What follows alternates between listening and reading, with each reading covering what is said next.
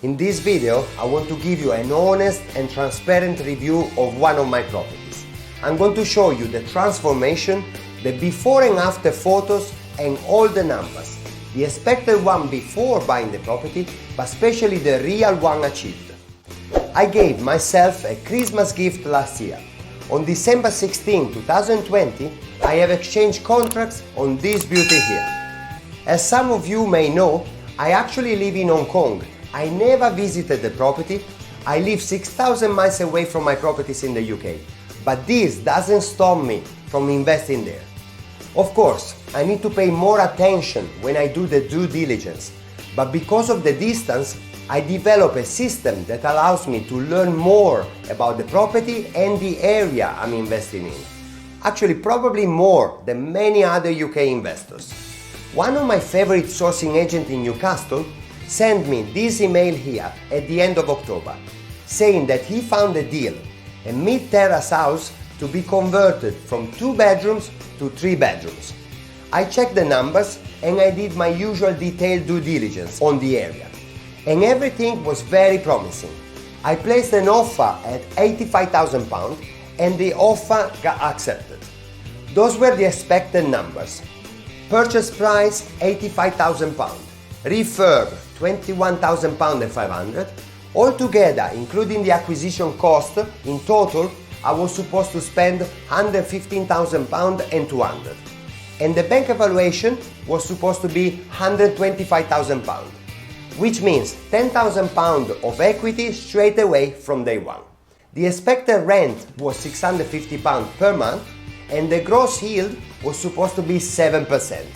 The return on capital employed, 18%. Now, I know that those numbers may not be great for a YouTube video, but I'm very transparent and I want to show you the reality of property investment. That's what you can easily achieve in a safe way as well. Plus, I'm looking for a real passive income, so I have more costs, such as the sourcing agent, the project manager, the letting agent, and I invest from overseas, so my mortgage interest rate is higher. All in all, the numbers were not bad, and especially considering that I mainly just sent emails, there were not much to do. I didn't have to travel to the UK at all to visit the property, because my team there is doing all the work for me. That's, as I said, real passive income. This is how the property looked like before the refurb. As you can see, it was a bit old and run down. Actually, the kitchen was not bad, and we decided to keep it. We just repainted. And now the transformation starts. And in 8 weeks only, this is how it became. Not bad, right? I really like to see the transformation, and every time I receive photos and videos from my project managers, I'm always surprised. But I told you that I will have shared everything with you.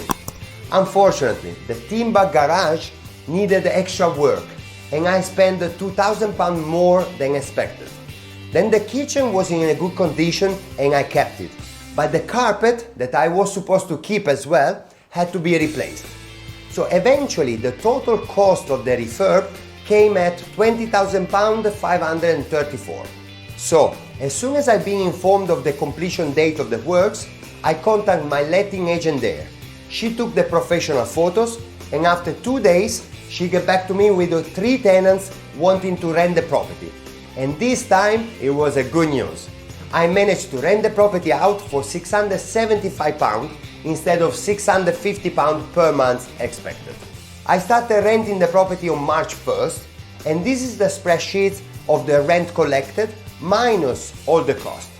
As I said, I'm using a managing agent that charges 10% of the rent plus VAT, which means £81 per month. And on the first month, I had a loss because I had to pay for the tenant finding. But then the tenant, so far, touch wood, has always been paying on time. I didn't mention about the insurance. After the refurb, I changed the unoccupied policy to the occupied one. And my insurance broker found a good product for me at £22 per month. Then, unfortunately, in May, you remember I said that I didn't change the kitchen. The tenant actually had a little problem with the oven and I had to pay £30 to repair it. All in all, in the following months, everything went on quite smoothly, and just a few days ago I got the bank evaluation that came at £125,000, exactly as expected. This time has been easy to predict because there was a property in the same street that has been sold for £123,000 in September 2019. Actually, probably now the value could be even higher, but the bank surveyor didn't go over £125,000, which is good enough for me. I always prefer not to be over leveraged, especially in those uncertain times. So, let's see the real numbers. Provided that everything continues going smoothly like it did until now, I will have a net yearly income of £6,105.